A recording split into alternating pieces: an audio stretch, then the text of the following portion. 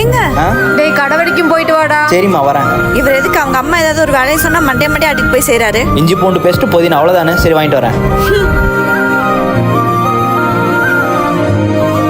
ஏங்க பிளேட் நீங்க கழுவிட்டு இருக்கீங்க? நீங்க வைங்க, நான் கழுவி வைக்கிறேன். சாப்பிட்ட பிளேட்டை கழுவி வைக்கலாம் எங்க அம்மா திட்டுவாங்க தெரியும்ல. அம்மன் பையன் சோகுறாரு. ஏங்க வைங்க வைங்க.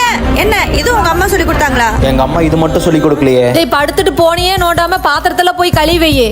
இவங்க வேற எப்ப பார்த்தாலும் வேலை சொல்லிட்டே இருப்பாங்க. என்ன முணங்குற? சரி போறோம்மா. ஏய் எந்திரி கடை வரைக்கும் போயிட்டு வா.